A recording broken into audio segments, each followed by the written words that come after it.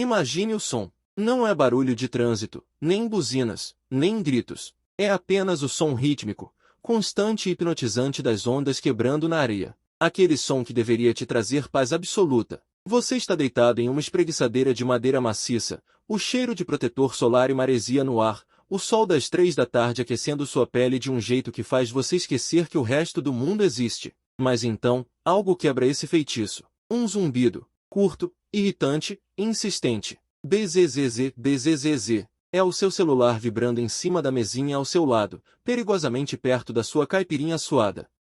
Você não precisa nem olhar para saber quem é. Você sente. O nome brilha na tela, pulsando como um alarme de incêndio que ninguém consegue desligar. Esposa. Não é a primeira vez que ele vibra hoje. Nem a segunda. É a 15ª chamada perdida em menos de 1 hora. Se você fosse qualquer outro homem, a maioria dos homens, sua reação seria instintiva. O coração dispararia, a garganta secaria, suas mãos tremeriam ao pegar o aparelho. Você atenderia gritando, ou chorando, ou implorando por uma explicação, desesperado para entender o que estava acontecendo. Mas você não é a maioria dos homens. Não hoje. Hoje, você olha para o telefone vibrando com a mesma indiferença que olharia para uma mosca voando longe. Você estende a mão, mas não para atender. Você desliza o dedo sobre o botão vermelho de recusar, vira o aparelho com a tela para baixo e faz um sinal para o garçom trazer outra bebida. Porque enquanto ela está lá do outro lado, provavelmente em pânico, gritando com o silêncio do outro lado da linha, você está aqui, no paraíso. E a melhor parte, ela não tem a menor ideia de onde você está. Mas calma, eu preciso te contar como a gente chegou nessa praia. Como um homem casado, fiel e apaixonado acaba tomando uma caipirinha sozinho em um resort de luxo enquanto ignora a mulher da sua vida. E se você acha que sabe o final dessa história, acredite, você não sabe. Porque o que fez ele pegar aquele avião não foi uma briga comum. Não foi ciúme bobo. Foi uma única frase. Uma frase que, se você ouvir na sua vida, eu sugiro que preste muita atenção, porque ela pode ser o início do fim. A história começa exatamente 24 horas antes, numa sala de estar que costumava ser o lugar mais seguro do mundo. Sabe aquela sensação de chegar em casa depois de um dia longo de trabalho?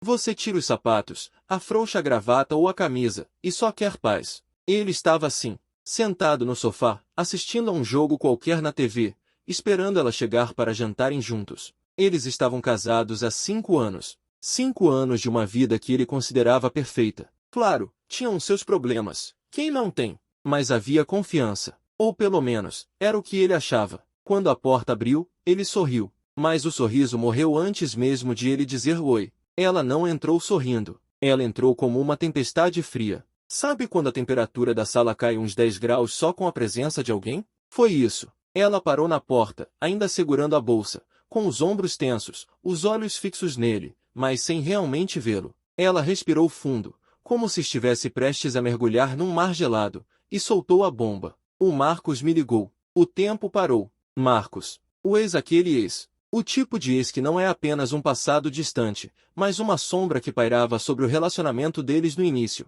e que ele achava que tinha sido exorcizada anos atrás. Ele abriu a boca para perguntar por quê, mas ela o cortou antes que ele pudesse emitir um som. E foi aqui que tudo mudou. Ela disse, com uma voz estranhamente calma e firme, ele precisa me ver hoje à noite. Agora. É urgente e é pessoal. Você não precisa dos detalhes, então eu simplesmente não vou te dar nenhum. Eu vou lá, resolvo o que tenho que resolver, e volto amanhã. Silêncio. Um silêncio pesado, denso, que parecia preencher cada canto daquela sala. O cérebro dele tentou processar. Não precisa dos detalhes? Volto amanhã? O que isso significava? Em que universo uma esposa diz ao marido que vai passar a noite com o ex-namorado e que ele não tem o direito de saber o motivo? A raiva começou a subir, quente e rápida, mas ele a segurou. Ele olhou nos olhos dela, procurando algum sinal de hesitação, de culpa, de brincadeira. Mas não havia nada disso. Havia apenas uma frieza determinada. Uma barreira invisível que dizia, não ultrapasse. Ele se levantou devagar. Você está me dizendo que vai sair por aquela porta, encontrar o cara que quase destruiu sua autoestima anos atrás, passar a noite fora, e eu devo simplesmente aceitar isso sem perguntas? A resposta dela foi pegar a chave do carro. É exatamente isso. É um assunto meu. Confie em mim ou não, a escolha é sua. E saiu. A porta bateu. O som ecoou pela casa vazia como um tiro. Ele ficou ali, parado no meio da sala, ouvindo o motor do carro dela se afastando na rua. A escolha é sua, ela disse. E, naquele momento, enquanto o silêncio voltava a tomar conta da casa, ele percebeu que ela estava certa. A escolha era dele. Mas ela cometeu um erro fatal de cálculo. Ela achou que a escolha dele seria entre ficar em casa chorando, imaginando o pior, roendo as unhas de ansiedade, ou ficar mandando mensagens desesperadas implorando para ela voltar. Ela achou que ele ficaria paralisado pelo medo de perdê-la. O que ela não sabia, o que ela esqueceu nesses 5 anos de conforto e segurança, é que existe um limite para a falta de respeito que um homem pode aguentar antes de sua chave virar. E a chave dele virou naquele instante. Ele não sentiu vontade de chorar.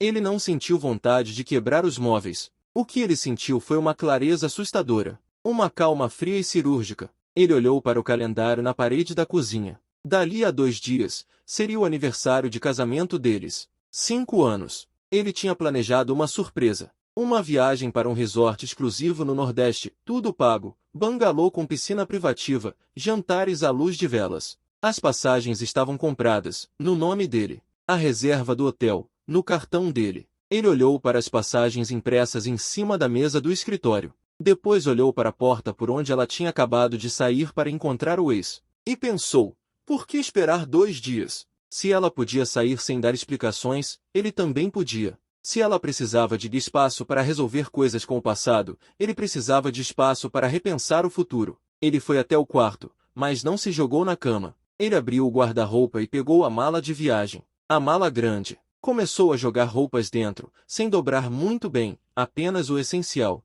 Bermudas, camisetas, óculos de sol, o passaporte. Enquanto fechava o zíper da mala, ele sentiu algo estranho. Não era tristeza. Era poder. Pela primeira vez em muito tempo, ele não estava reagindo ao que ela fazia. Ele estava agindo. Ele pegou o notebook, entrou no site da companhia aérea e clicou em alterar voo. Havia um assento disponível no voo da madrugada, saindo em 4 horas. Custo da alteração? Irrelevante. Preço da dignidade? Impagável. Ele confirmou a troca. Imprimiu o novo cartão de embarque. Chamou um Uber. Antes de sair, ele fez uma última coisa. Pegou um post-it amarelo e uma caneta. Escreveu apenas 3 palavras, colou na geladeira e saiu trancando a porta. Ele não olhou para trás. Agora, corta para o aeroporto. O ambiente é aquele caos controlado de sempre. Gente correndo, avisos no alto-falante, cheiro de café caro e ansiedade. Ele está na fila do check-in, e a mão dele vai para o bolso buscar o celular. O hábito é uma coisa terrível, não é? A primeira coisa que a gente quer fazer quando está sozinho ou nervoso é checar se alguém se importa. Ele vê que não tem nenhuma mensagem dela. Nenhuma. Talvez ela esteja ocupada. Uma voz idiota e esperançosa sussurra na cabeça dele. Ocupada com o ex, a voz da razão grita de volta, dando um tapa na cara da esperança. Ele sente um frio na barriga. Será que ele está exagerando? Será que ele deveria voltar para casa e esperar? É o medo falando. O medo de jogar tudo para o alto. Mas aí ele lembra do olhar dela. Você não precisa dos detalhes. A frase ecoa como um mantra de desrespeito. Ele respira fundo, entrega o documento para a atendente e despacha a mala. Não tem mais volta. Quando ele passa pela segurança e chega ao portão de embarque, a adrenalina começa a baixar e a realidade bate. Ele está indo viajar sozinho para o lugar que seria o cenário da celebração do amor deles. Isso é triste? Patético? Ou é a atitude mais corajosa que ele já teve? Ele olha em volta, vê casais de mãos dadas, famílias rindo. Ele se sente um estranho no ninho. Mas então ele olha para o painel de partidas, destino, paraíso. E pela primeira vez na noite, ele sorri. Um sorriso tímido, mas real. O voo decola. Ele vê as luzes da cidade ficando pequenas lá embaixo. Em algum lugar no meio daquele mar de luzes, a esposa dele está com outro homem. Fazendo o quê? Conversando? Chorando? Se beijando? A mente dele tenta criar filmes de terror, mas ele fecha os olhos, coloca os fones de ouvido com cancelamento de ruído e liga uma playlist aleatória. Ele decide que, pelas próximas horas, o problema não existe. Ele está literalmente acima das nuvens, acima dos problemas. A aterrissagem é suave. O calor tropical bate no rosto dele assim que a porta do avião se abre, aquele abraço quente e úmido que te diz você não está mais no escritório. Ele pega as malas, pega o transfer para o hotel. O motorista, um senhor simpático que gosta de conversar, pergunta: veio de férias, doutor? A esposa vem no próximo voo? A pergunta é inocente, mas fere como uma agulha. Ele poderia mentir. Poderia dizer que ela perdeu o voo, mas ele decide testar a verdade, ver qual o gosto dela na boca. Não, ele responde, olhando pela janela as palmeiras passando rápido. Minha esposa teve um compromisso inadiável, um encontro com o passado. Eu vim curtir o presente. O motorista olha pelo retrovisor, entende o recado e fica em silêncio. Respeito. Homens se entendem no silêncio. Chegando ao resort, a recepção é aquele espetáculo. Água de cocô de boas-vindas, toalhas geladas. A recepcionista sorri e confere a reserva. Senhor e senhora Silva, Bungalow Master, pacote de lua de mel, certo? Ele devolve o sorriso, mas sem mostrar os dentes. Apenas senhor Silva. A senhora Silva não vem. Pode cancelar as reservas de jantar para 2 e manter apenas para 1. Ah, e eu vou querer o pacote de massagem. Duplo, mas só para mim. 1 hora nas costas, 1 hora nas pernas. A recepcionista pisca, confusa por um segundo, mas o profissionalismo vence. Perfeitamente, senhor.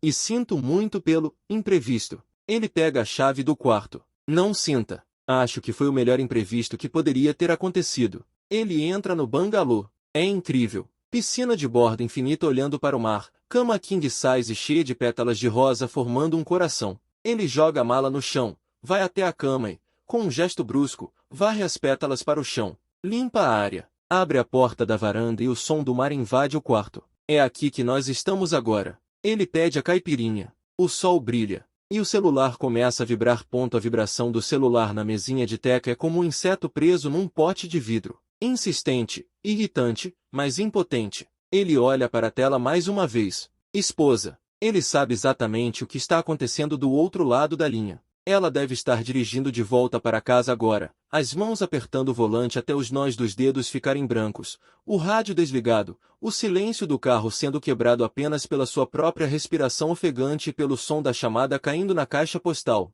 De novo e de novo. Ele imagina a cena com uma clareza cinematográfica. Ela estacionando na garagem, correndo para dentro de casa, gritando o nome dele. Amor?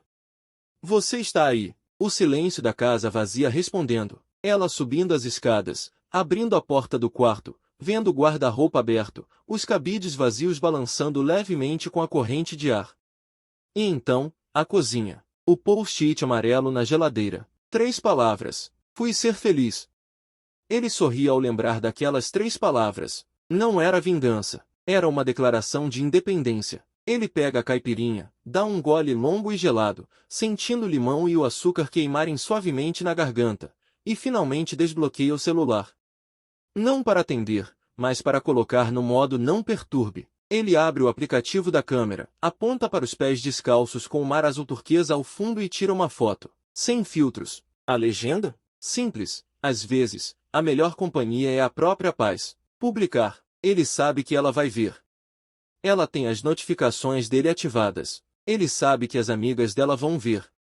Ele sabe que o mundo inteiro vai ver que, enquanto ela achava que ele estava sofrendo, ele estava vivendo. E isso, meus amigos, é o poder do silêncio. O silêncio não discute. O silêncio não implora. O silêncio apenas é. E é ensurdecedor para quem tem culpa no cartório. A primeira noite no resort é estranha. Jantar sozinho em um restaurante romântico é uma experiência sociológica. Os garçons te olham com uma mistura de pena e curiosidade. Os casais nas mesas vizinhas cochicham. Será que ele levou um bolo? Será que é viúvo? Ele pede um vinho caro, um prato que ela nunca deixaria ele pedir porque tem muito carboidrato, e come devagar, saboreando cada garfada como se fosse a última refeição de um condenado que foi perdoado no último segundo. Ele observa os casais ao redor.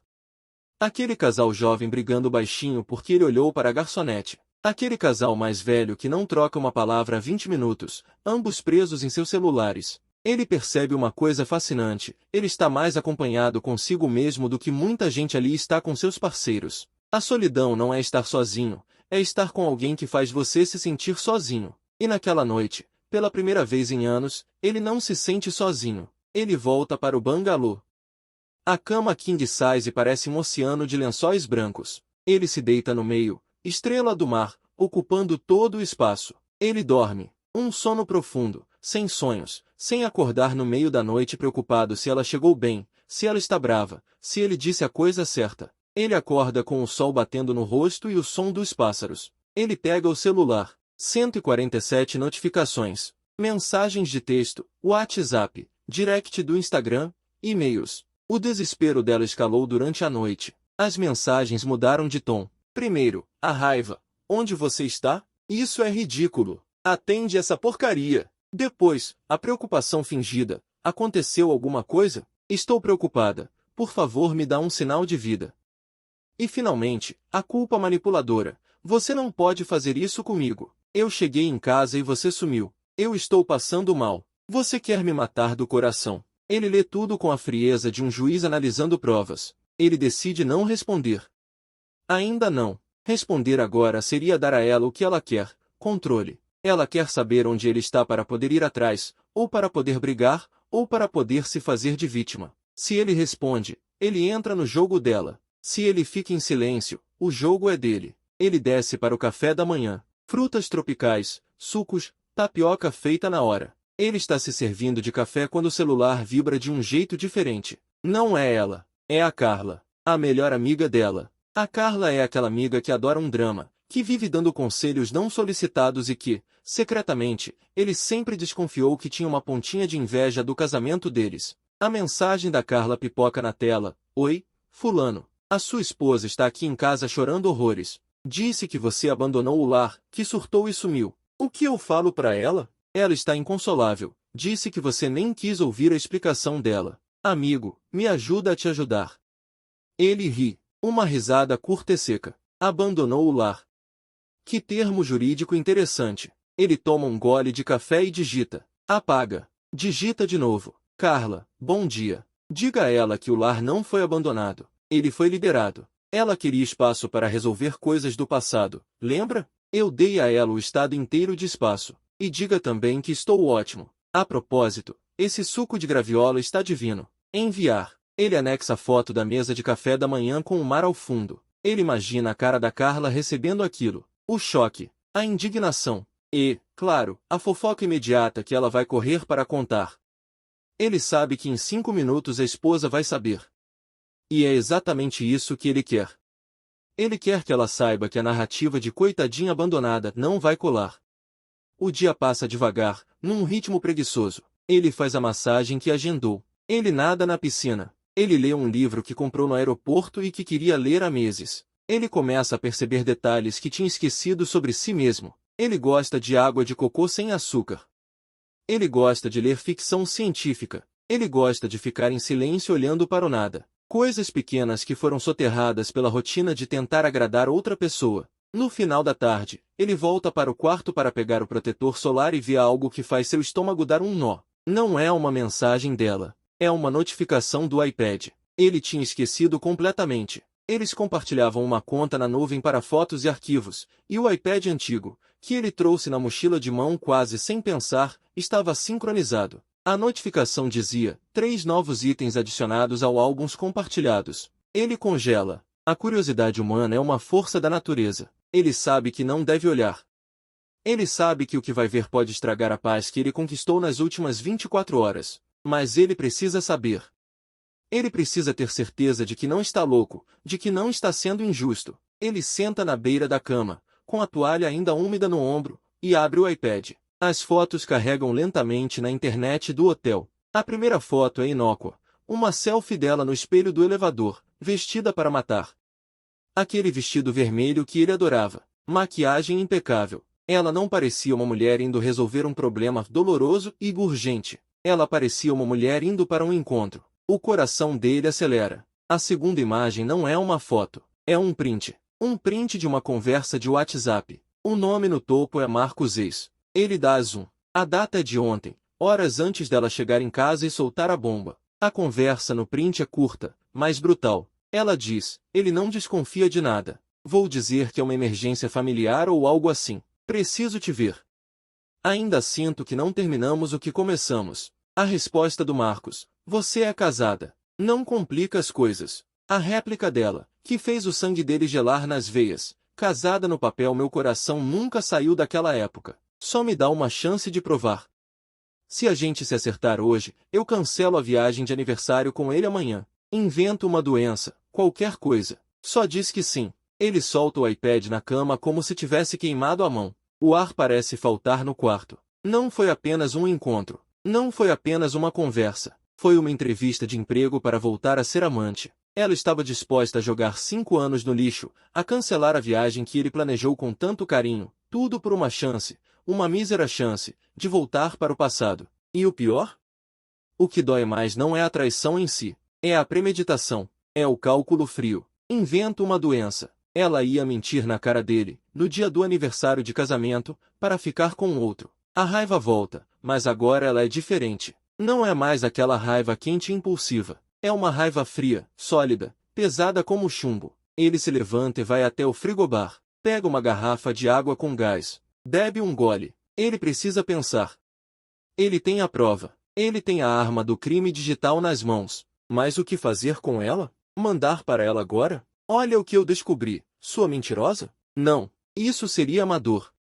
Isso daria a ela a chance de inventar mais desculpas, de dizer que foi um momento de fraqueza, que ela estava confusa. Ele precisa de mais. Ele precisa saber o final da história. O que aconteceu no encontro? Por que ela voltou para casa chorando? Por que ela está desesperada atrás dele agora? Ele volta para o iPad. Tem mais um item. Um áudio. Um arquivo de voz gravado no aplicativo de notas. Por que ela gravaria um áudio? Talvez fosse um rascunho de mensagem que ela não teve coragem de enviar.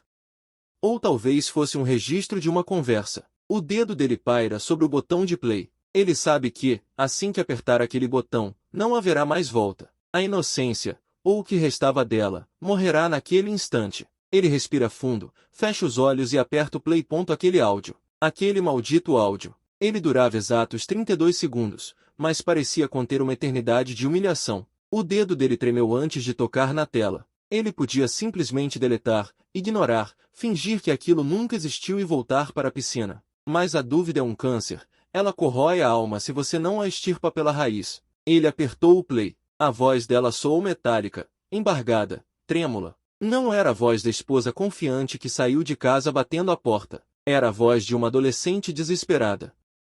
Amiga, sou eu. Me atende, pelo amor de Deus. Eu tô no carro, saindo do restaurante. Ele nem olhou na minha cara direito. Eu disse que largava tudo, disse que o meu casamento era morno, que eu nunca esqueci ele. Sabe o que ele respondeu? Ele riu. Ele riu da minha cara e disse que não queria problemas com o marido corno. Ele disse que eu era diversão para uma noite, não para a vida toda. Eu me senti um lixo. Eu tô voltando para casa. Vou fingir que fui ver minha mãe, que ela passou mal. O corno do meu marido vai acreditar, ele acredita em tudo. Me ajuda, tô me sentindo suja. O áudio terminou. O silêncio no bangalô era absoluto, quebrado apenas pelo som distante das ondas que agora pareciam bater com mais violência nas pedras. Ele ouviu de novo. E de novo. O corno do meu marido vai acreditar, ele acredita em tudo. A frase coava como um tapa. Não, pior que um tapa. Um tapa arde e passa. Aquilo era uma facada nas costas, daquelas que giram a lâmina.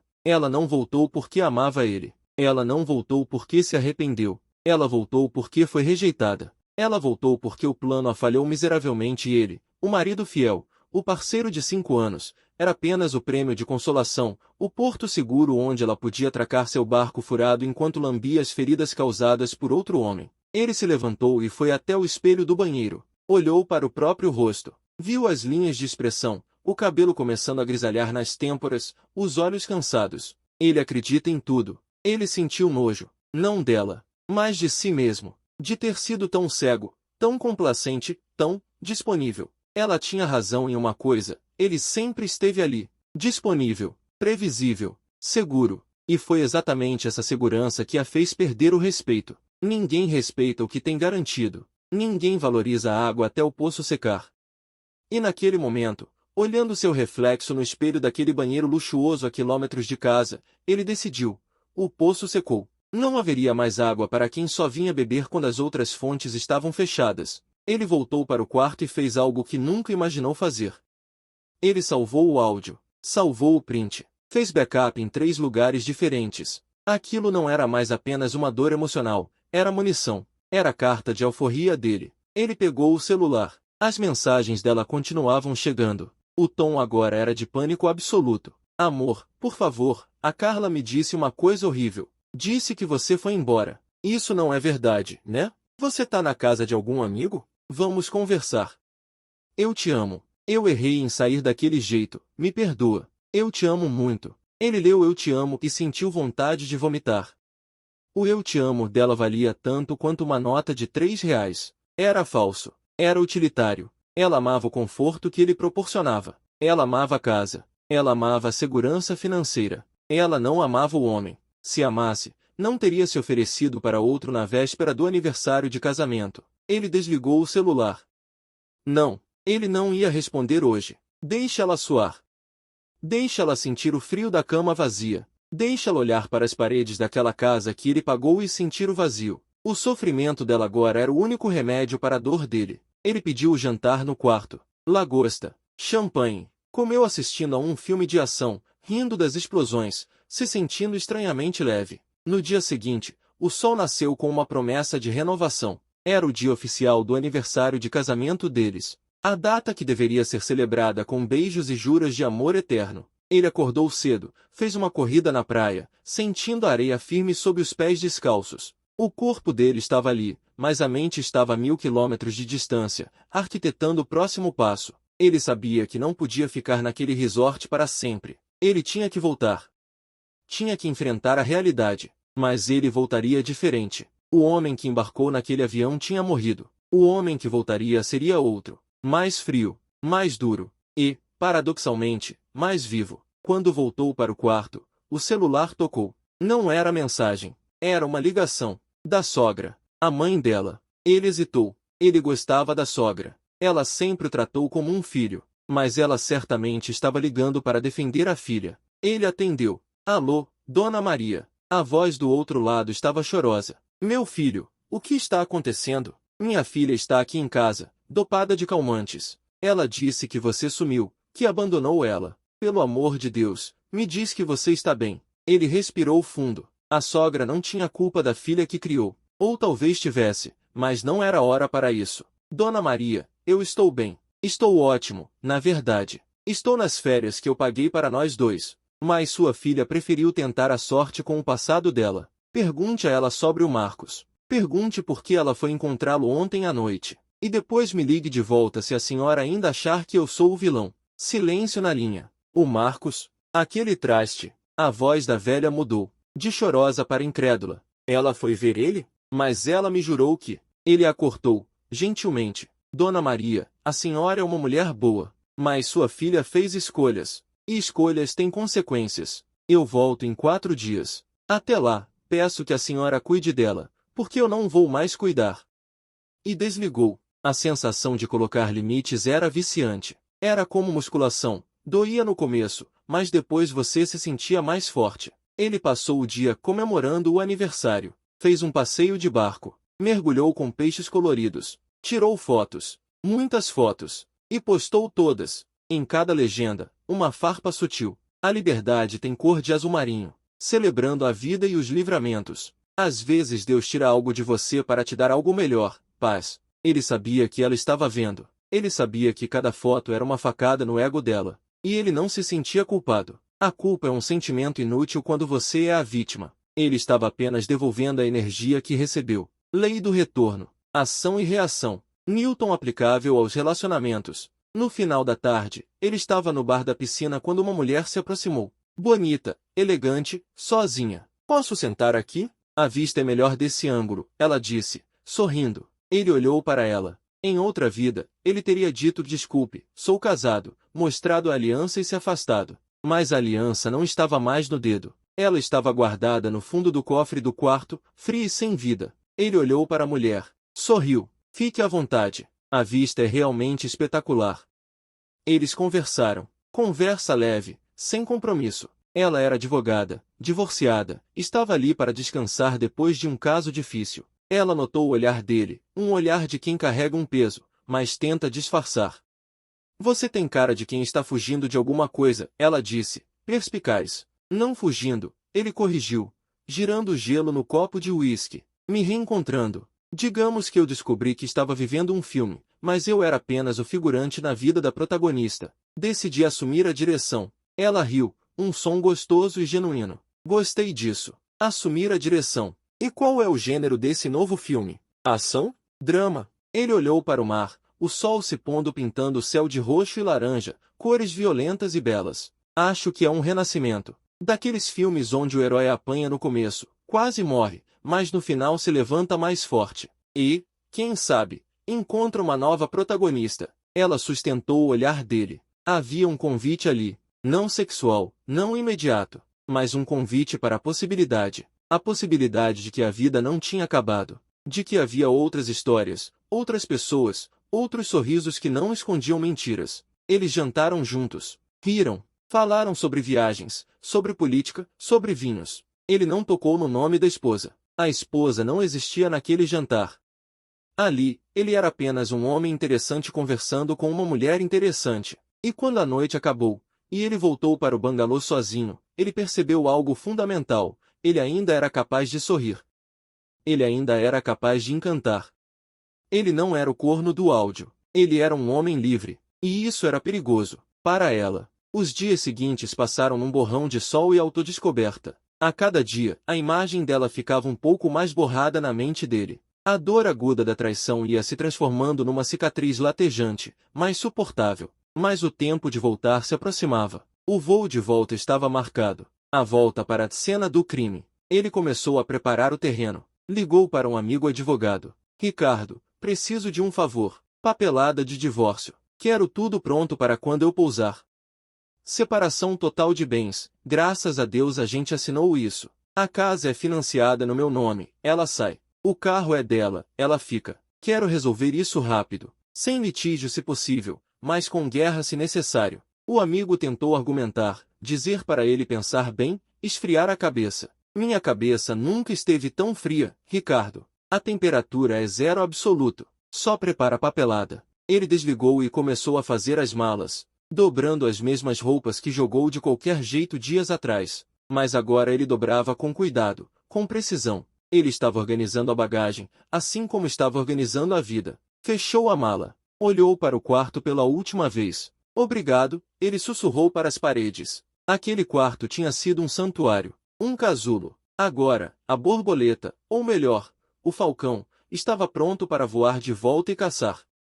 No aeroporto de volta, a sensação era oposta à da ida. Na ida, ele era um fugitivo. Na volta, ele era um general retornando para a batalha final. Ele ligou o celular assim que o avião pousou. Centenas de mensagens. Mas uma chamou a atenção. Uma mensagem de voz dela, enviada horas antes. Ele colocou o telefone no ouvido enquanto esperava a mala na esteira. A voz dela estava diferente. Cansada. Derrotada. Eu sei que você está voltando hoje. Eu vi o horário do voo no e-mail compartilhado. Eu vou estar te esperando. Não me expulsa, por favor.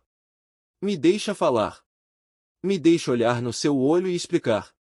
O que eu disse naquele áudio, eu estava com raiva, eu estava confusa. Não é verdade. Eu te amo. Por favor, volta para casa. Ele guardou o celular no bolso. Volta para casa. Ela ainda achava que a casa era dela. Ela ainda achava que tinha algum poder de barganha. Ela não entendia que a casa agora era apenas um imóvel. O lar tinha deixado de existir no momento em que ela saiu para encontrar o Marcos. Ele pegou a mala na esteira. Pesada. Sólida. Ele caminhou em direção à saída, onde a multidão aguardava os passageiros. Corações batiam forte. Abraços de reencontro aconteciam ao redor.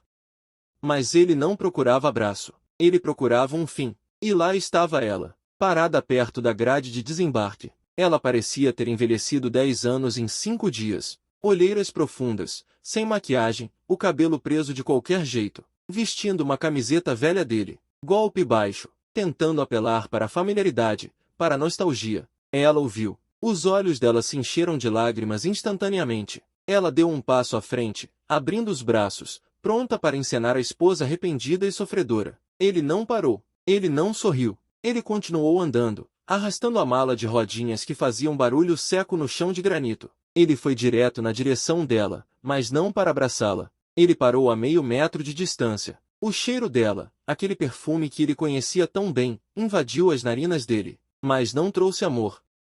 Trouxe enjoo,